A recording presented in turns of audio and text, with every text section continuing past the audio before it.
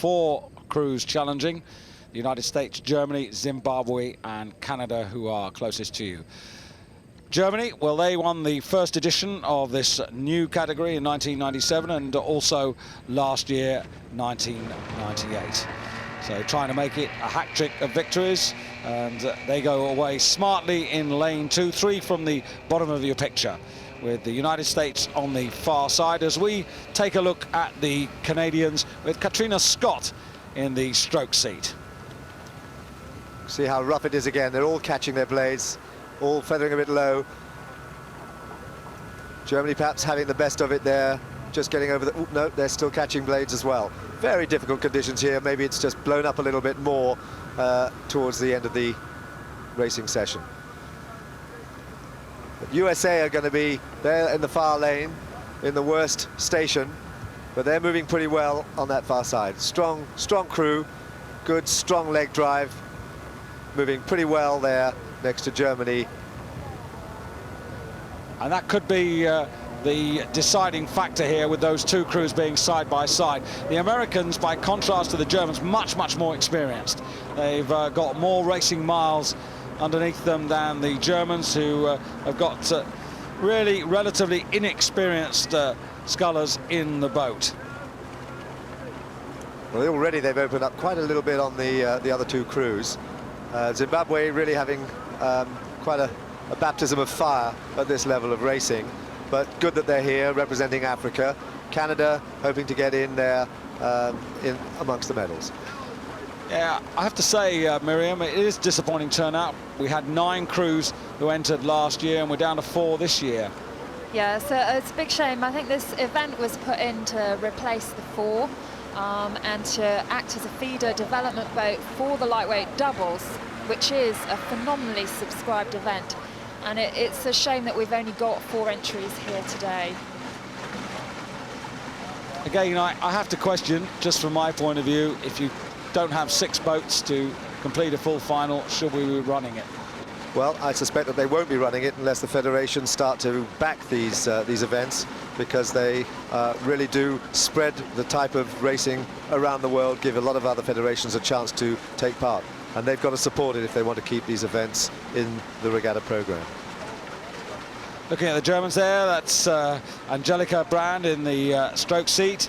Sitting behind her, Christine Morawetz, and then Anna Kleintz, and in the bow, Maya Darmstadt. That's the German quartet.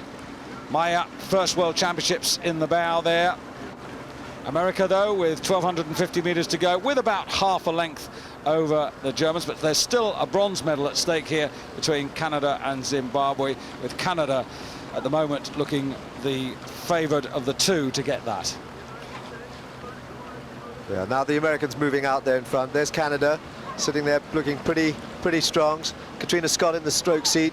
Behind her, Tracy Duncan, Renata Trock, and Natalie Marie Benzing in the bow seat. They look well together there. Rating a little bit steady. Maybe they've settled for the 3rd position, because they've got Zimbabwe well in their sights, and they're not going to get back on terms with the United States. Yeah, I can't really see Tracy Duncan there at the moment. She's in the 3 seat. It's beginning to see her now. Interesting, retired in ~93 and coming back now.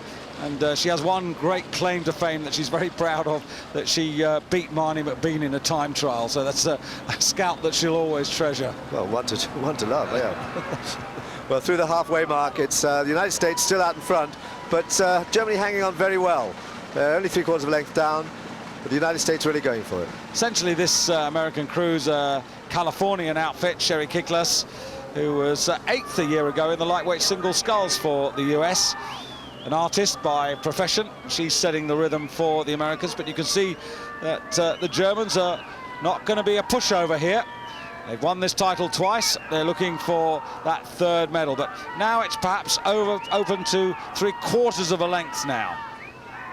Sitting in the 3 seat, Angie Cummins from California, as well, a teacher who says that when she's relaxing and watches television, she's a big fan of ESPN Sports Center. And Molly Brock there as well. She was also in the single for a few years, so she's made a bit of a comeback this year in the quad. And it's nice to do it in style. It looks like they're getting a length. What are the Germans going to do to respond? Yeah, Molly Brock, who, chatting to her, she says that when it comes time to give up rowing, then she aims to be a top show jumper. That's her other ambition in sport. Oh, well, it's nice to have two options, isn't it? I can't catch and do anything else, so I just have to stick with rowing until I die. Well, hang on till Sydney and a long way beyond that, please, Miriam. But meanwhile, back with the Canadians, who are in third place at the moment, and they're really on their own. They're not in the fight for gold and silver, and they're well ahead of Zimbabwe.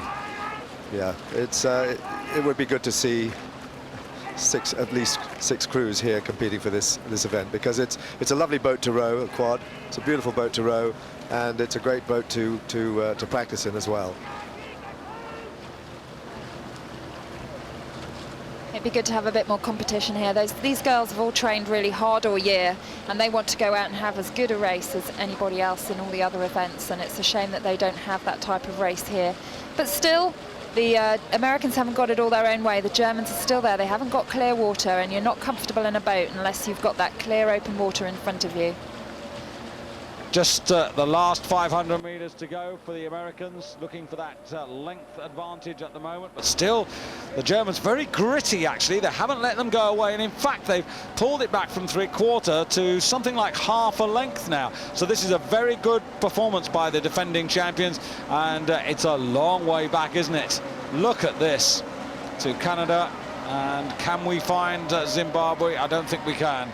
No, but here, Germany doing a fantastic job here as they come into the last 500 meters. It really is a race to the finish for these two crews, and Germany may be making a little bit now on the United States. Yes, trying to just close that half-length deficit now, and Angelika Brand really asking for the effort. She's experienced.